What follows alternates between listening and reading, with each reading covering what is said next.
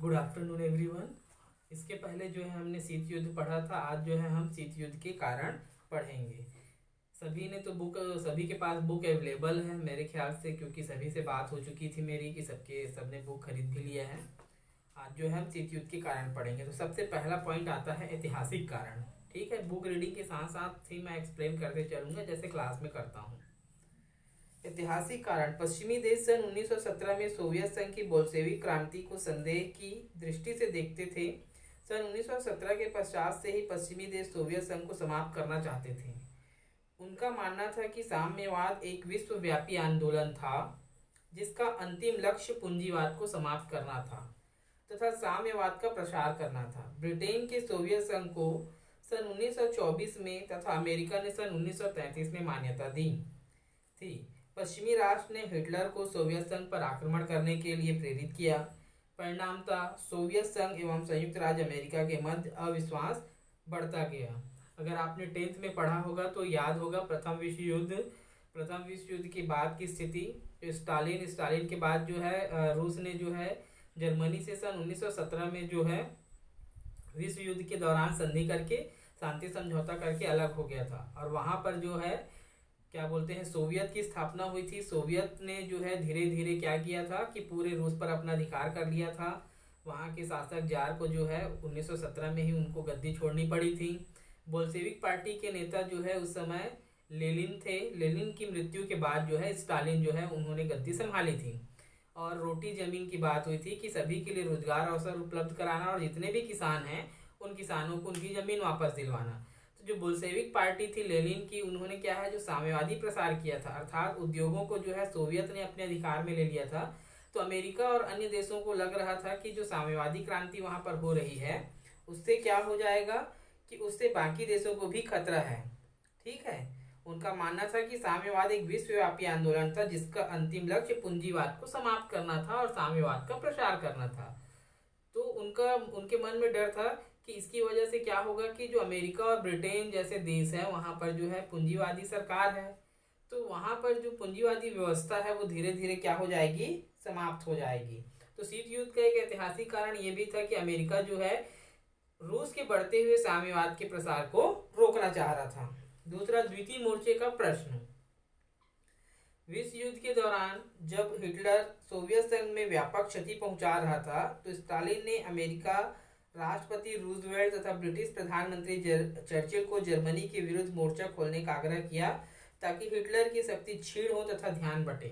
ठीक है, second world war के टाइम में जब हिटलर जो है रूस को जो है बहुत अधिक क्षति पहुंचा रहा था उस पर आक्रमण करके, तब हिटलर ने जो है विंस्टन चर्चिल और रूजवेल्ट को जो है उन्होंने कहा कि आप लोग जो है जर्मनी के खिलाफ युद्ध करें, जिससे क्या होगा कि जर्मनी कमजोर भी होगा और उसका ध्यान भी जो है बटेगा। परंतु पश्चिमी देशों ने सोवियत संघ के इस आग्रह पर ध्यान नहीं दिया तथा प्रयास किया कि हिटलर सोवियत संघ को बर्बाद कर दे। ठीक है, रूस के बोलने के बाद भी जो है पश्चिमी देशों ने इस ओर बिल्कुल भी ध्यान नहीं दिया, बल्कि वो क्या चाह रहे थे कि रूस को जो है ये क्या कर दे, समाप्त कर दे, क्योंकि रूस में सोवियत थी और साम्यवाद का प्रसार हो रहा था और साम्यवाद का प्रसार मतलब इनके लिए खतरा था। इसलिए जो है ये चाहते नहीं थे कि रूस जो है ठीक रहे, इसलिए जो बोले कि करने दो आक्रमण। सोवियत संघ ने पश्चिमी देशों की आंतरिक इच्छा को भांप लिया था। द्वितीय विश्व युद्ध के पश्चात मतभेद। अब सेकेंड वर्ल्ड वॉर जो है समाप्त हो गया, उसके बाद के मतभेद। तो द्वितीय विश्व युद्ध के पश्चात अमेरिका एवं सोवियत संघ के मध्य यूरोपीय मुद्दे जो है उभर कर सामने आए। अमेरिका सहित पश्चिमी देश पूर्वी यूरोप के देशों में निर्वाचित लोकतंत्र की स्थापना करना चाहते थे।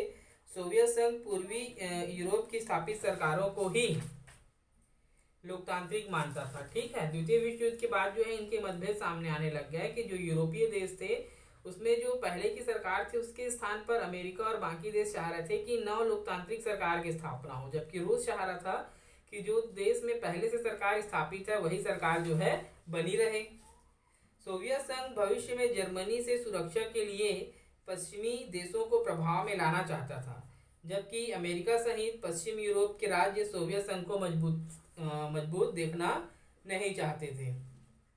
ठीक है, सोवियत संघ जो है भविष्य में जर्मनी को क्या करना चाह रहा था, पश्चिमी देशों के प्रभाव में लाना चाहता था, जबकि अमेरिका सहित जो है यूरोपीय देश जो है सोवियत संघ को मजबूत नहीं देखना चाह रहे थे। माल्टा समझौते का उल्लंघन। 1945 में अमेरिकी राष्ट्रपति फ्रैंकलिन रूजवेल्ट और ब्रिटिश प्रधानमंत्री विंस्टन चर्चिल तथा स्टालिन के मध्य माल्टा सम्मेलन हुआ था, परंतु सोवियत संघ ने शीघ्र ही माल्टा समझौतों की शर्तों का उल्लंघन करना आरंभ कर दिया। पोलैंड में स्वतंत्र एवं निष्पक्ष निर्वाचन पर आधारित सरकार गठन का प्रस्ताव था, परंतु युद्ध के अंत होने के समय सोवियत संघ ने अमेरिकी एवं ब्रिटिश पर्यवेक्षकों को पोलैंड में प्रवेश करने पर रोक लगा दी।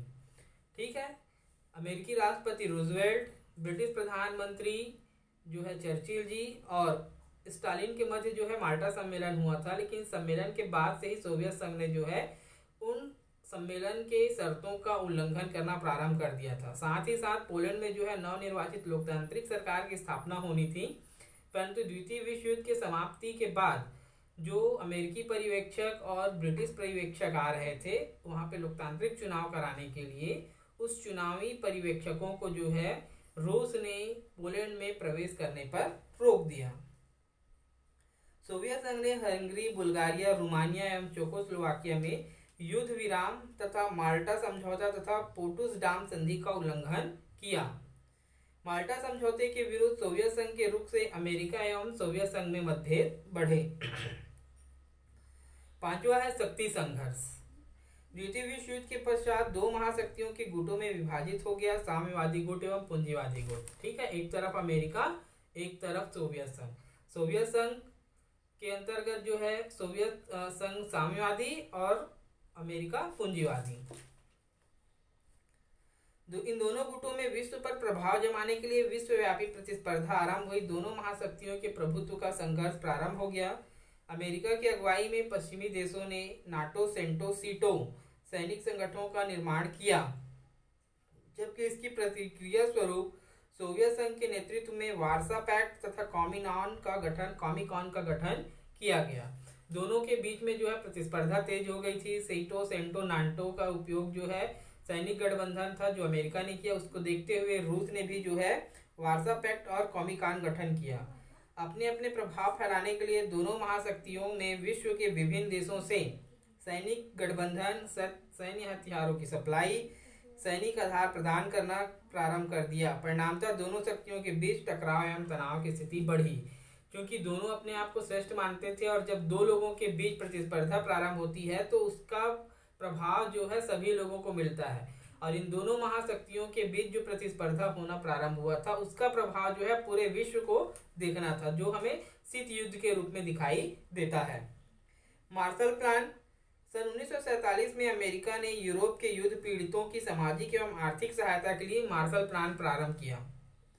द्वितीय विश्व युद्ध में पश्चिमी यूरोप के साथ साथ सोवियत संघ की भी व्यापक बर्बादी हुई थी।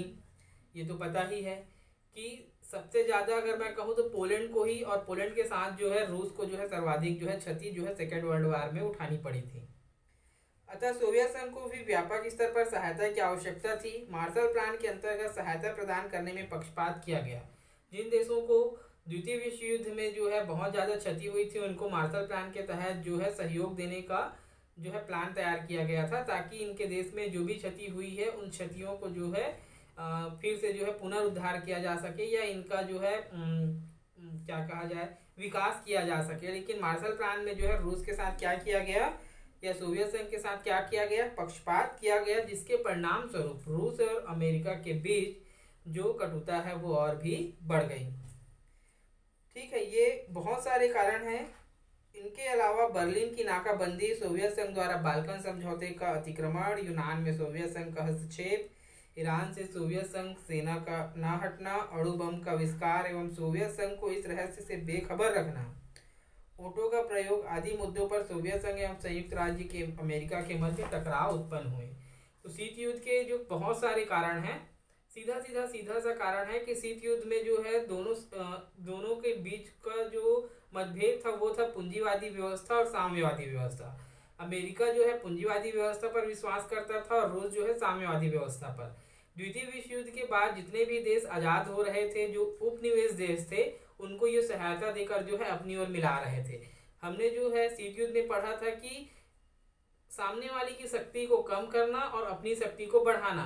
तो ये क्या कर रहे थे कि जो भी देश आजाद हो रहे थे उनको अपने गुटों में शामिल करके जो है अपनी शक्ति को बढ़ाकर अपना शक्ति प्रदर्शन करके सामने वालों को कमजोर करने का प्रयास कर रहे थे, जो था शीत युद्ध। और शीत युद्ध के कारण ये इतने सारे थे।